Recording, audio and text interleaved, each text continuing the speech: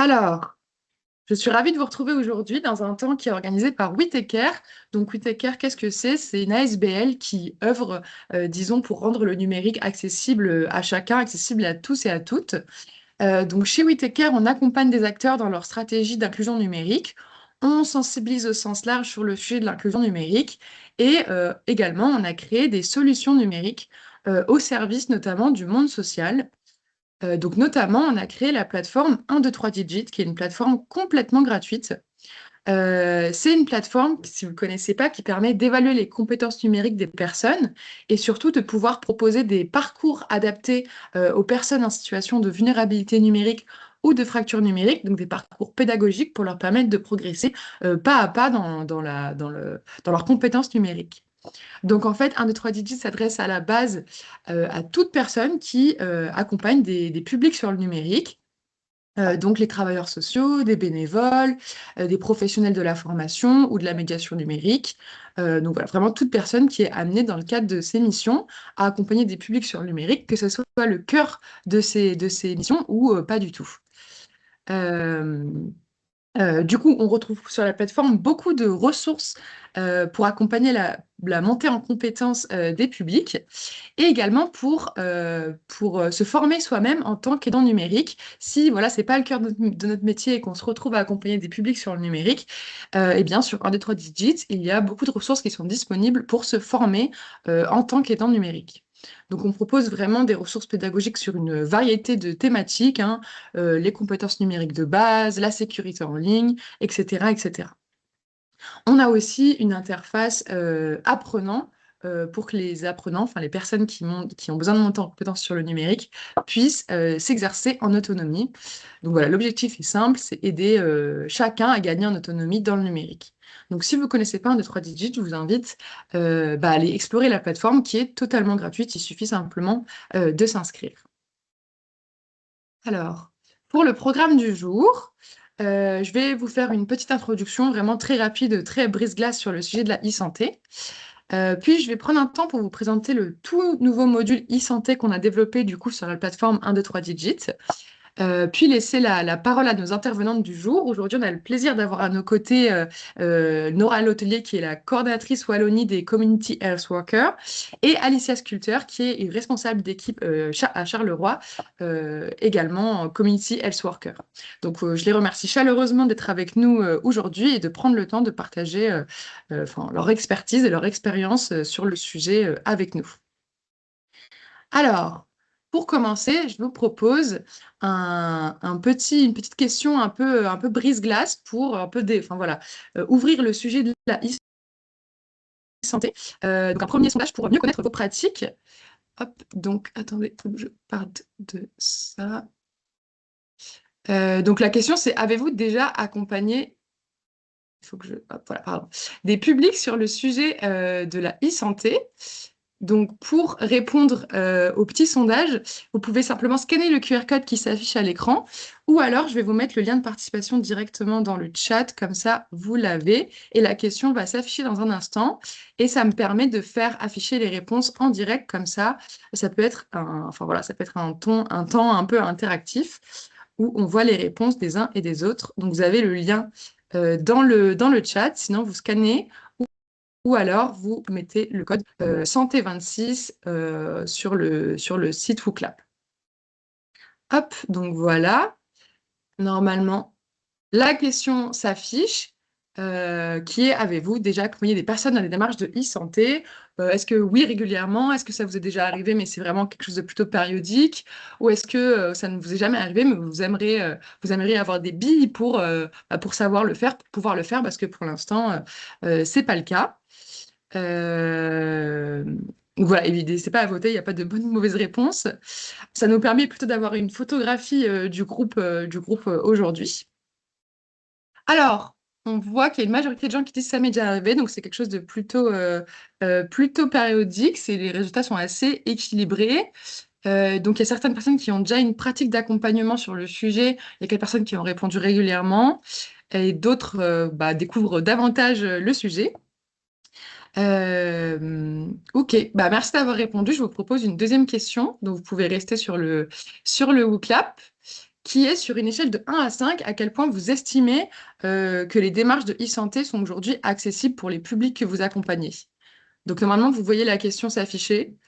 Voilà, super.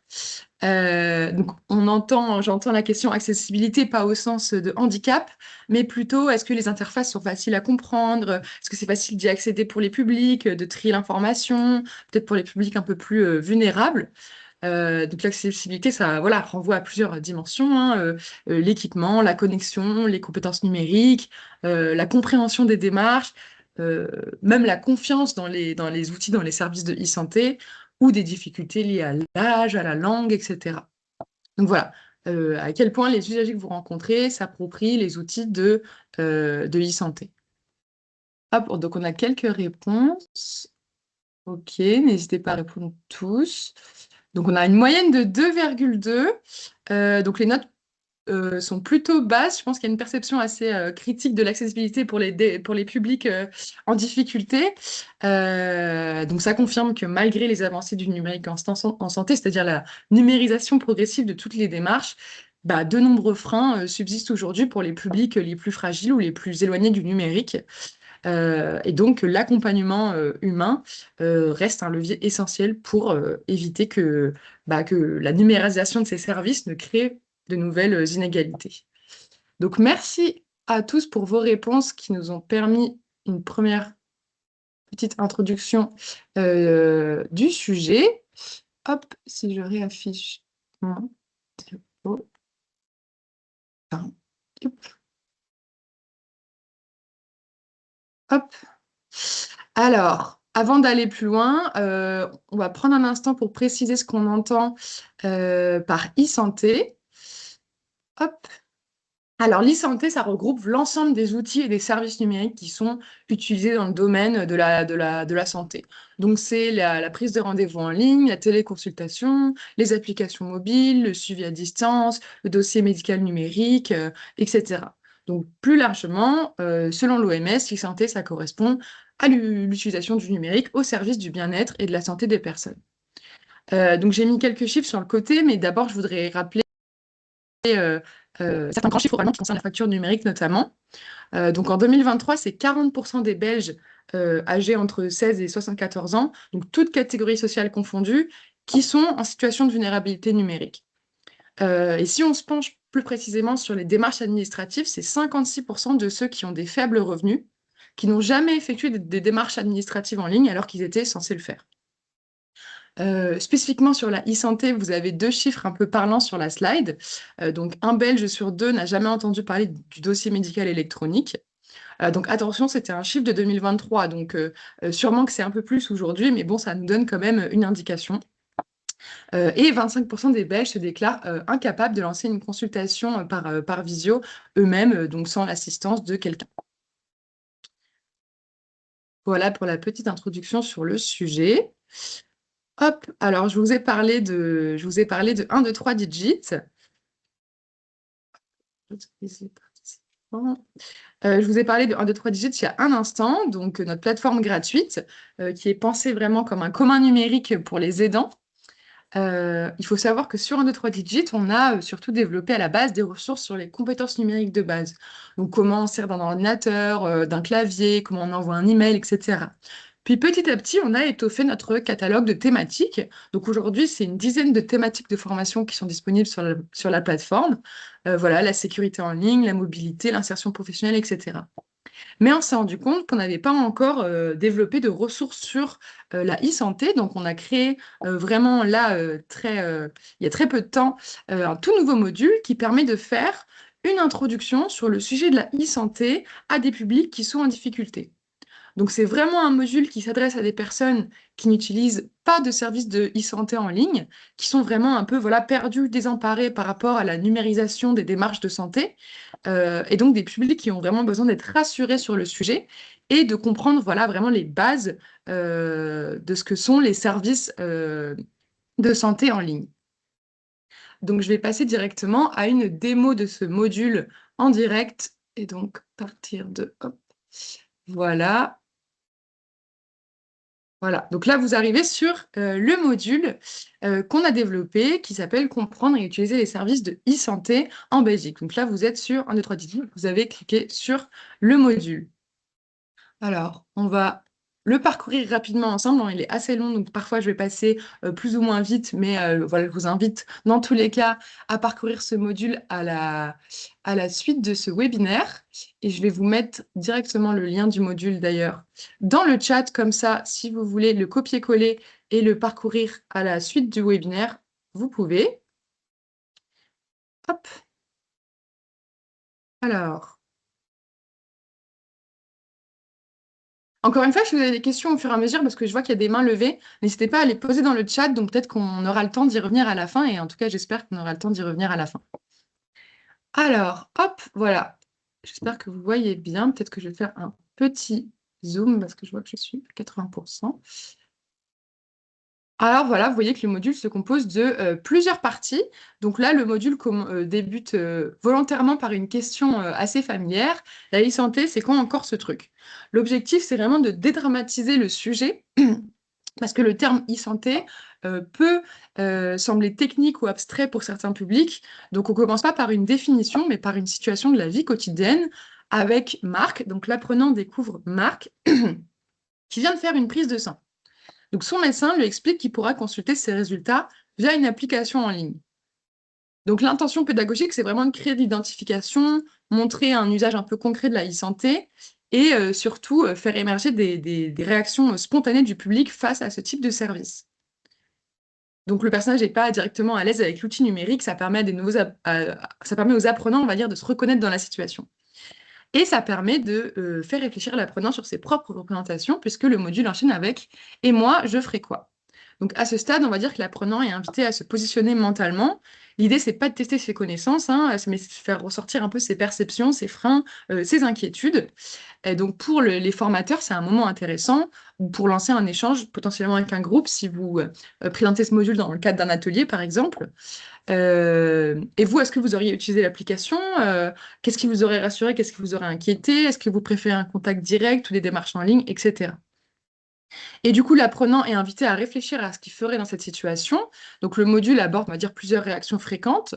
Je préfère téléphoner, c'est plus simple, donc la préférence pour le contact humain. On va le rassurer à chaque fois au fur et à mesure. C'est compréhensible, le téléphone reste rassurant. Sachez que la e-santé ne remplace pas le contact humain. Elle permet d'éviter des déplacements inutiles ou de retrouver un document plus facilement. J'ai peur de me tromper, c'est normal, c'est une crainte fréquente. Les services de santé demandent parfois de se repérer dans des interfaces qui sont nouvelles. L'objectif du module, ça va être de vous montrer des gestes simples, étape par étape, etc. Je vois pas trop à quoi ça pourrait me servir.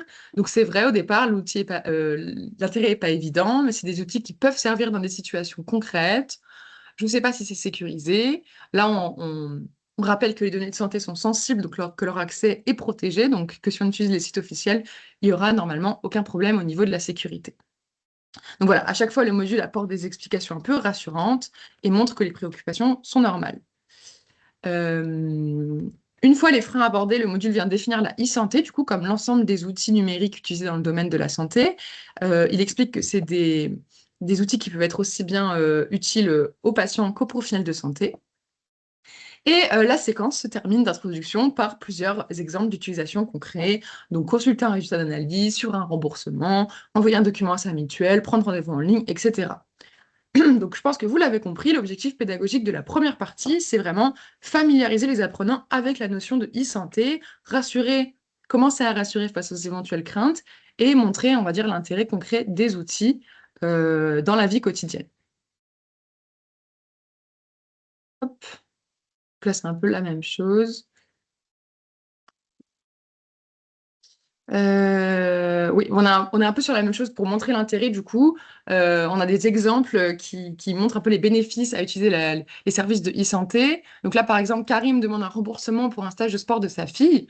Sans outil numérique, il doit imprimer un formulaire, le remplir, l'envoyer dans une enveloppe avec l'application de sa mutuelle. S'il est utilisateur de cette application-là, il peut simplement prendre en photo le document et l'envoyer directement depuis son téléphone. Donc voilà, on va dire, ça montre les bénéfices concrets à l'utilisation du numérique en santé parce que c'est plus rapide et qu'on n'a pas besoin d'imprimante, par exemple. Donc voilà, il y a plusieurs exemples dans ce style. Je ne vais pas tous les développer parce que ça serait un peu long. Hop. Et on arrive dans la deuxième partie qui s'appelle le parcours de soins à l'ère numérique.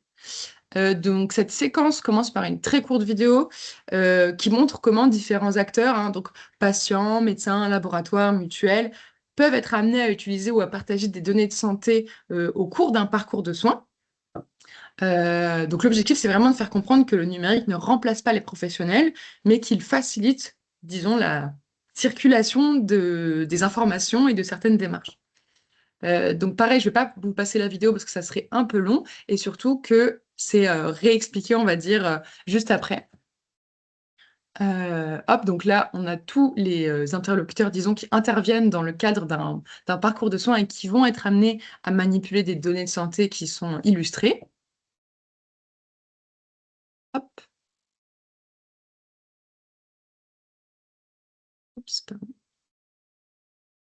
Voilà. Ensuite, l'apprenant est amené à explorer différentes étapes du parcours de soins, on va dire, de la prise de rendez-vous, etc. Et en fait, va découvrir quels outils numériques peuvent être utilisés à chaque moment pour vraiment bien comprendre là où le numérique est utile dans tout le parcours de soins. Donc, ça va commencer ici avec Marc qui ressent une douleur. Donc, il ressent une douleur, il peut facilement prendre rendez-vous avec son smartphone via l'application de son médecin. Ensuite, le médecin généraliste écoute Marc et note les informations dans un dossier médical informatisé. Il peut aussi créer des prescriptions électroniques, envoyer une demande d'analyse ou partager certaines informations utiles avec d'autres, on va dire, centres de santé. Les analyses médicales, après les examens, les résultats peuvent être envoyés de manière sécurisée au médecin et certains résultats peuvent être aussi consultés plus tard sur masanté.be. Donc voilà, vous comprenez le principe. Ensuite, l'hôpital ou le spécialiste peut consulter les informations médicales utiles pour suivre Marc. Cela peut éviter de faire un examen qui a déjà été réalisé. Donc les accès sont sécurisés et réservés aux professionnels concernés. Voilà, on rassure à chaque fois l'apprenant sur la circulation de ces données de santé. Et donc, le pharmacien peut retrouver la prescription électronique grâce à la carte d'identité de Marc. Ça évite de devoir apporter une ordonnance papier. Donc là, on a presque fini. Hop, pardon. Je peux aller. Donc.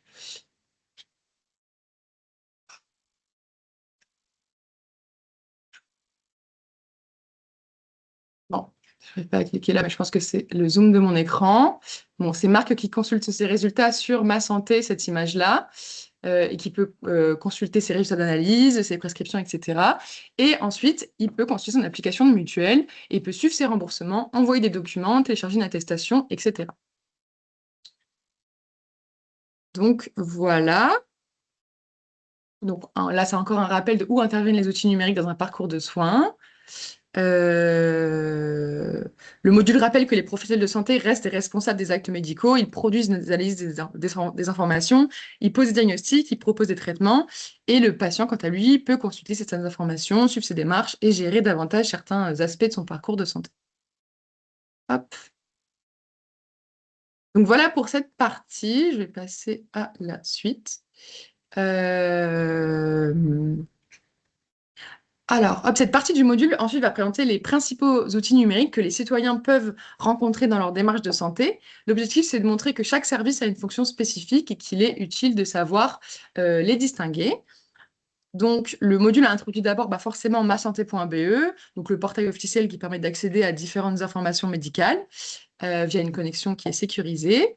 Donc, on a une courte vidéo de présentation qui vient illustrer le service et mettre en avant la nouvelle application mobile, pardon.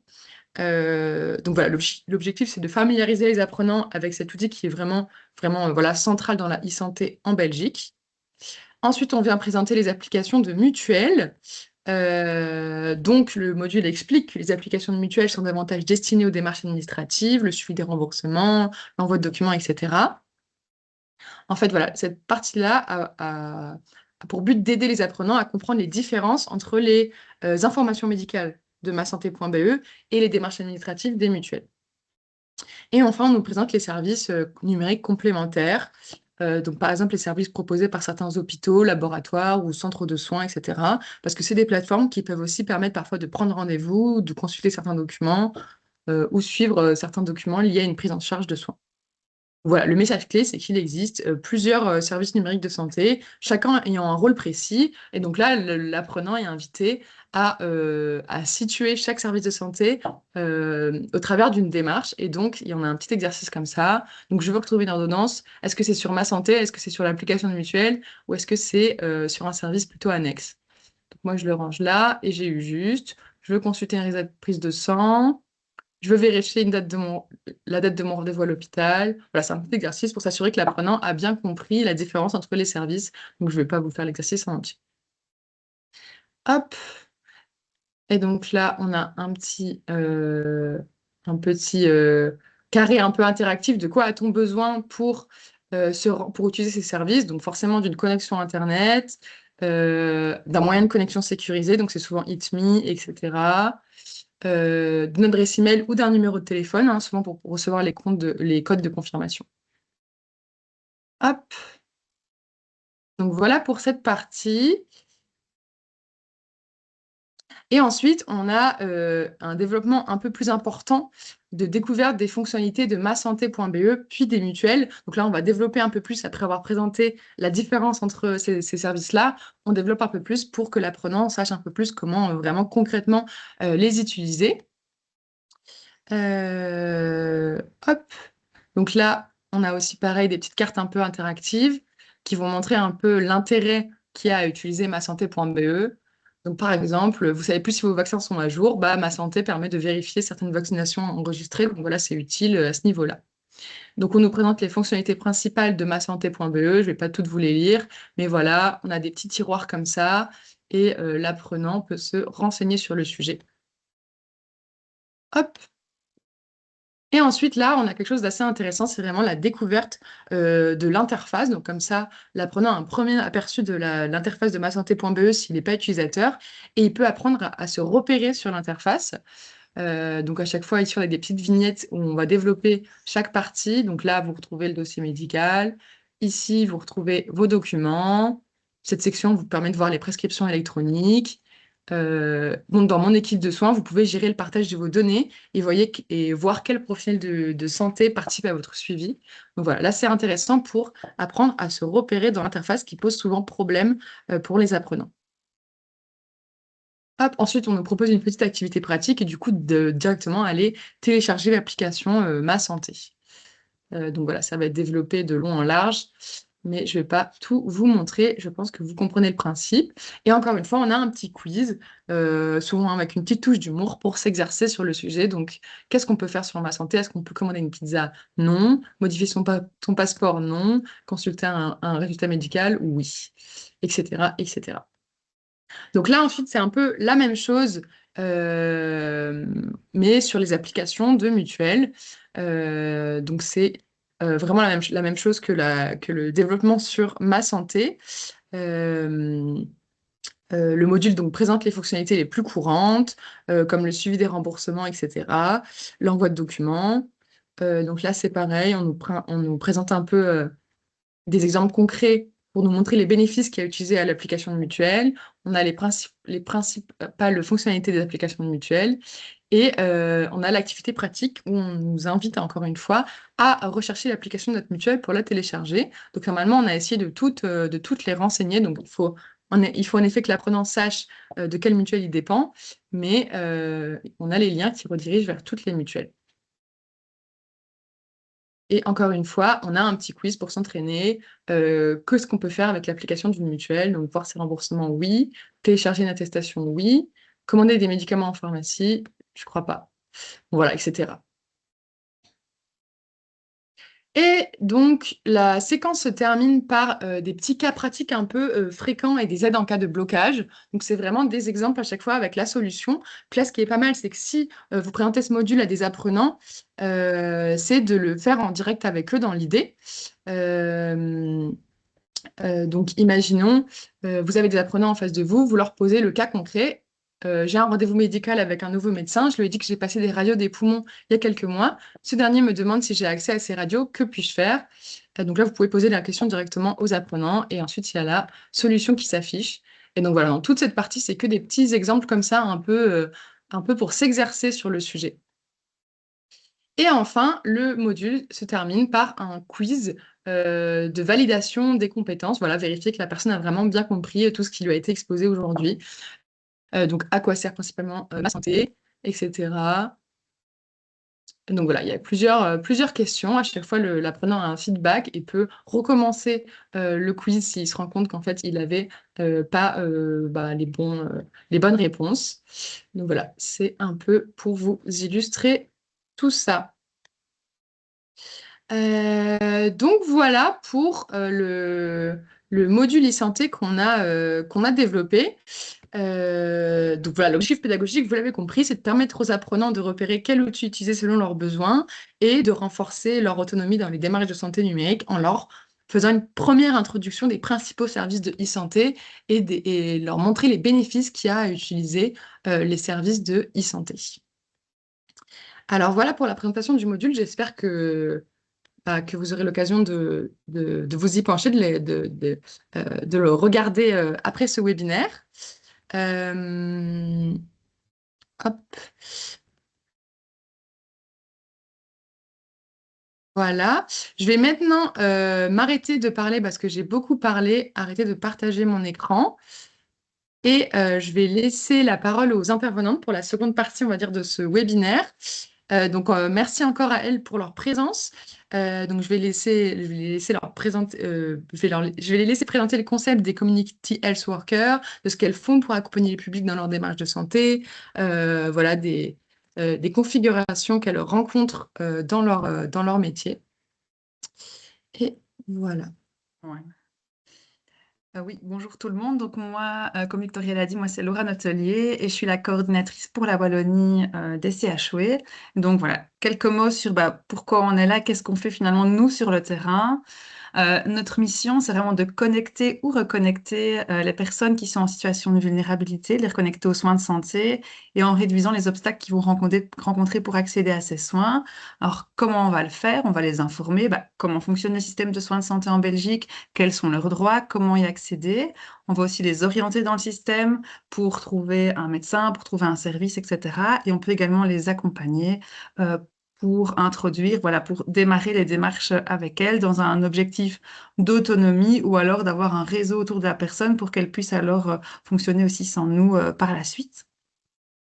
Alors, quand on parle de vulnérabilité, ici, on est sur vraiment un carrefour de vulnérabilité. Donc, on a vraiment différents profils avec des personnes qui n'ont pas de logement, des personnes qui ont des difficultés psychologiques et on a aussi également des personnes qui peuvent avoir des difficultés au niveau du numérique.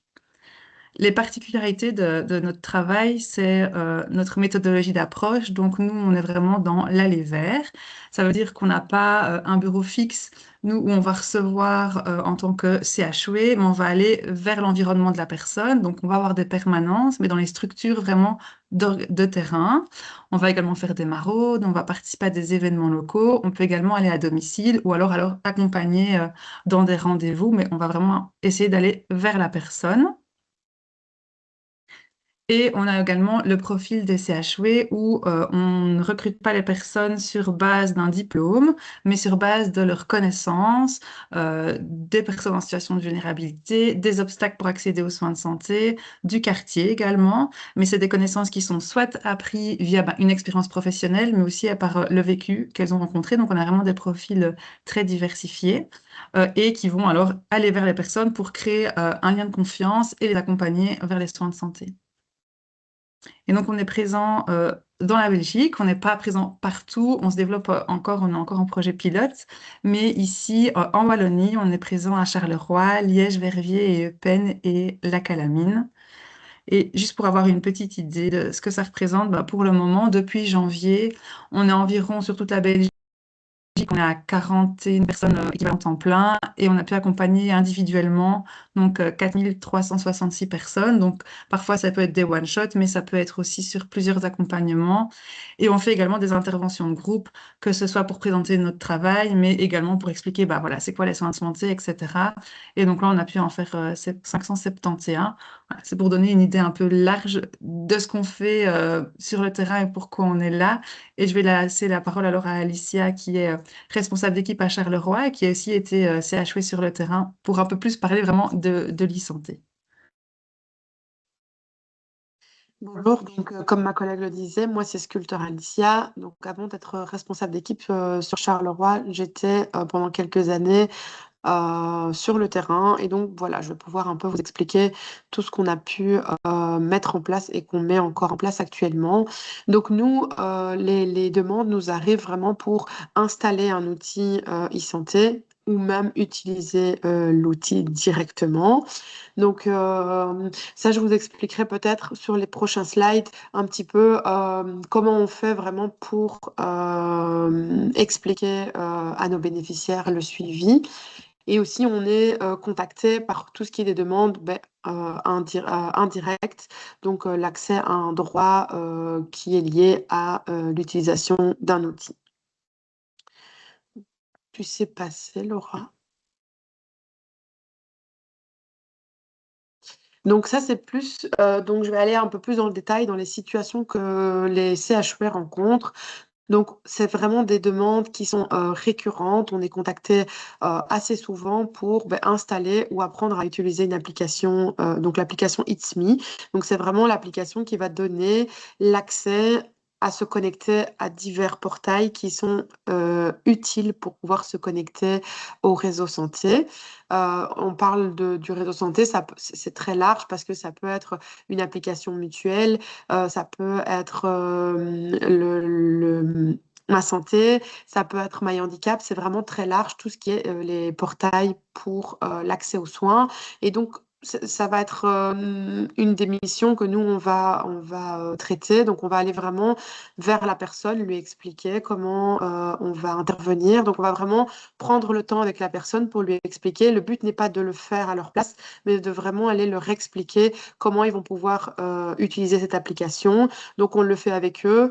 Ce qui est possible aussi, c'est qu'on utilise en priorité leur matériel. Donc, on va utiliser leur téléphone ou leur ordinateur s'ils en ont un. Mais le public dans lequel on rencontre n'a parfois pas la possibilité d'avoir un ordinateur. Et donc là, on a la possibilité d'utiliser le nôtre. Et donc, on va vraiment prendre point par point, expliquer, faire des petits schémas à la personne pour qu'elle puisse garder ça à son domicile et en cas de besoin, pouvoir le réutiliser. Mais aussi, elle sait très bien, la personne, que si elle a des demandes ou qu'elle voilà, elle ne sait plus se connecter, elle peut toujours faire appel à notre service et on peut retourner au domicile pour en discuter, pour lui réexpliquer la marche à suivre. Donc nous aussi, ce qu'on peut faire, c'est expliquer à la personne, parce qu'un grand nombre de publics ne sait pas déjà qu'une application mutuelle existe, donc ils ne savent pas que leur mutuelle propose une application. Donc, quand on les rencontre, on va vraiment leur expliquer tout ce qu'ils peuvent avoir accès en ligne pour leur faciliter les choses. Et donc, on va vraiment leur expliquer, installer l'application avec eux et leur dire, ben voilà, au lieu de vous déplacer, vous n'êtes pas en capacité de vous déplacer, ce qu'on peut faire, c'est envoyer directement le certificat médical via l'application. On a eu une situation où la dame était incapable de se déplacer vers sa mutuelle. Elle était toute en affaires parce qu'elle ne savait pas comment elle allait pouvoir rentrer son certificat dans les temps. Mais grâce à l'intervention du CHU, son certificat a été rentré dans les temps et elle a pu comprendre comment télécharger une photo via son téléphone de l'application. Et voilà, on a vraiment pu lui expliquer. Et voilà, on a expliqué aussi pour tout ce qui est remboursement, qu'elle pouvait aussi télécharger les papiers de sport, tout. On lui a vraiment expliqué le déroulé de l'application, de comment elle s'utilisait et aussi l'orienter vers les petites vidéos que les mutuelles proposent justement pour comment utiliser l'application. Alors, le point suivant, c'est vraiment tout ce qui est recherche de données. Donc, dans le suivi d'un dossier, les personnes sont souvent confrontées à devoir récupérer pas mal de documents concernant leur santé, des radios, des examens, des suivis. Et ça, c'est quelque chose qui est très compliqué parce que parfois, les rendez-vous sont plus rapides dans un hôpital qu'un autre. Et le souci, c'est que ben, les personnes perdent vite l'énergie qu'ils ont besoin pour pouvoir rassembler tous ces documents. Et donc là, notre intervention, c'est d'aider la personne à se connecter à Ma Santé et lui expliquer vraiment la marche à suivre, de où aller dans la plateforme, parce que ben, pour beaucoup, la plateforme est très compliquée. La plateforme va d'un point à l'autre et les personnes sont vite perdues entre une recherche et une autre, ne savent pas mais où est-ce qu'ils doivent aller rechercher tel document. Et donc, c'est une des choses qu'on fait vraiment, d'accompagner la personne dans ce genre de recherche et leur faciliter aussi, mais leur éviter tous ces déplacements qui peuvent être énergivores pour les personnes. Et le dernier point, c'est pour tout ce qui est prise de rendez-vous via une plateforme en ligne. Donc nous, on est contacté à plusieurs reprises pour des prises de rendez-vous et autres.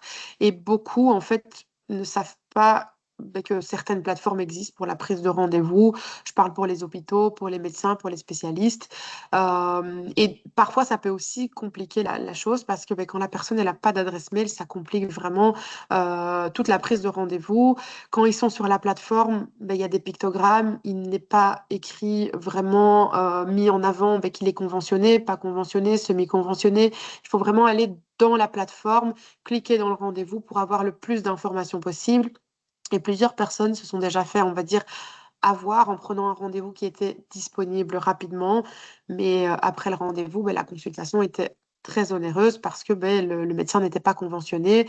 Et ça, c'est toutes des choses que nous, ben, on a la possibilité d'amener et d'expliquer aux bénéficiaires qu'on rencontre sur le terrain et d'expliquer vraiment tout ce on peut rencontrer sur ces plateformes.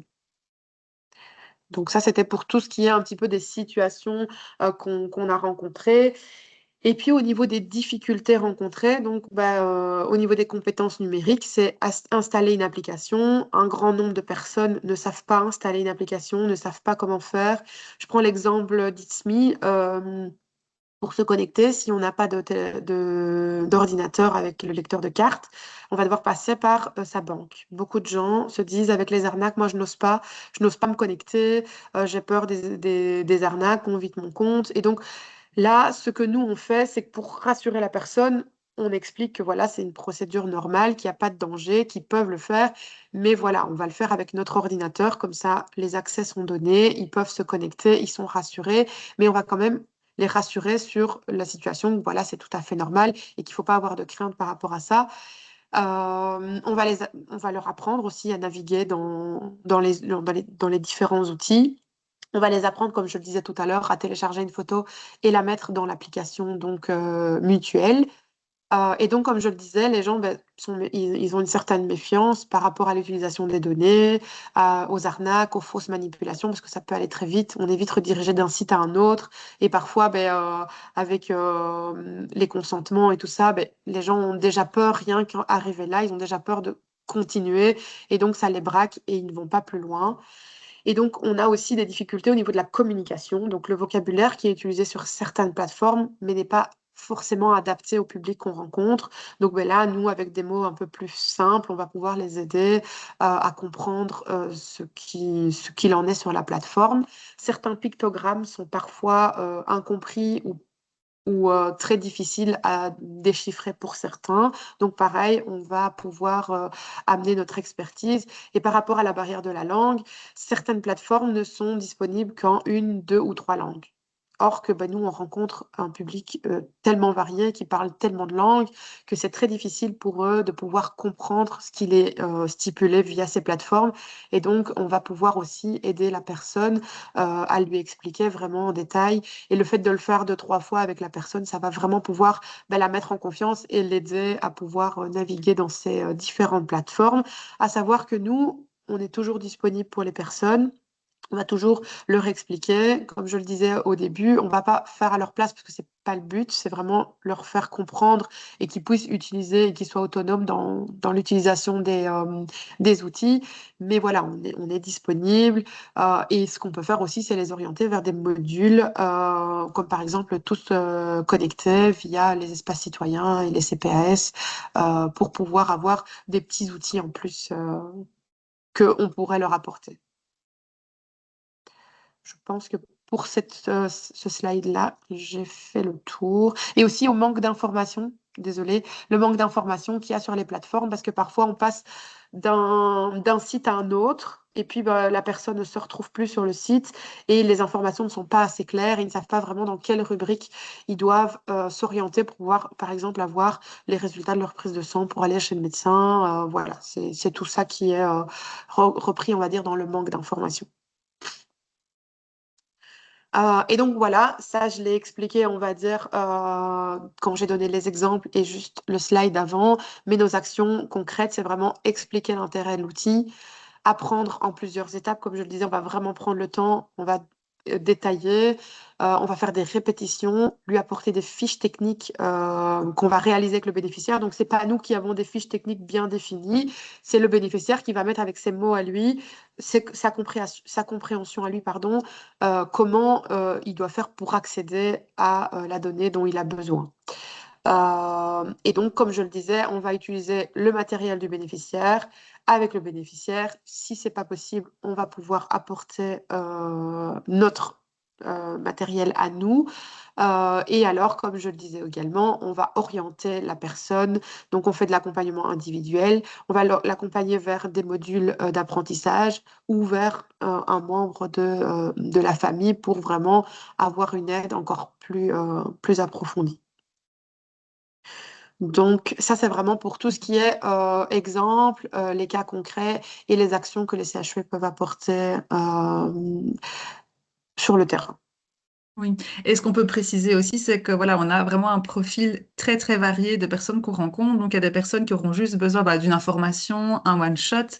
Et donc là, on va pouvoir, comme Alicia le disait, on va expliquer quel est l'intérêt de l'outil, parce que si on met pas de sens derrière l'outil, Oui, c'est c'est aussi vrai. compliqué de l'utiliser. Et alors on va pouvoir peut-être faire juste une petite fiche avec eux, qui puissent l'utiliser après. Et quand on n'est pas là, ils arrivent à le faire. Mais parfois c'est pas le cas. Et parfois ils ont besoin d'un module d'apprentissage, mais alors il faut qu'ils soient volontaires pour le faire. Et parfois, l'accompagnement individuel, c'est pour dire, on va les orienter vers un service où à chaque fois qu'ils auront ce besoin, ils pourront aller vers ce service, ils savent où aller, mais ils ne seront jamais forcément capables de le faire seuls. Et ça, c'est Oui. aussi possible. Donc voilà, il y a vraiment différents profils qu'on rencontre. Oui. Et je prends aussi un exemple qu'on a rencontré ici il y a peu. Donc, une dame nous contacte pour se connecter à Ma Santé parce qu'elle a besoin d'extraire donc des documents. Donc, on lui a expliqué plusieurs fois. Elle a fait un schéma et malgré ce schéma, malheureusement, elle n'arrive toujours pas, elle ne parvient toujours pas à s'orienter via la plateforme. Donc là, on l'a orientée avec son accord vers un module d'apprentissage. Et il y a des personnes qui, malgré le module d'apprentissage, ne comprendront toujours pas. Et donc, c'est des choses qui vont revenir tous les X temps où la personne sera demandeuse. Et parfois, c'est pas toujours la même plateforme et donc on réexplique des fois plusieurs fois à la même personne pour des plateformes différentes. Donc ça, c'est des choses qu'on rencontre quand même assez régulièrement. Voilà. Je sais pas si on fait les questions, mais je vois qu'il y a déjà des mains levées, du moins une. Oui, j'ai arrêté le partage, comme ça on peut Ah, ok. aller plus en profondeur si besoin. Ok, super. Merci beaucoup. Effectivement, j'ai vu Merci. une question dans le chat qui demande si l'intervention des community health workers est délimitée géographiquement. Je laisse- Oui, donc ici, en tout cas, en Wallonie, nous, on est sur Charleroi, Liège, Verviers, Eupen-la-Calamine. Et sur Charleroi, on n'est pas non plus sur tous les quartiers, Liège, etc. aussi. On se déplace vers les personnes, donc on a un cadre limité pour se déplacer. Par contre, on essaie alors, si on ne peut pas intervenir, on essaye d'orienter vers notre service. Ou alors, si on peut le faire via téléphone, etc., on le Mm. fait également. Et sur le site internet, il y a tous les quartiers qui sont développés. C'est très clair. Il y a une autre question dans le chat et après, on va prendre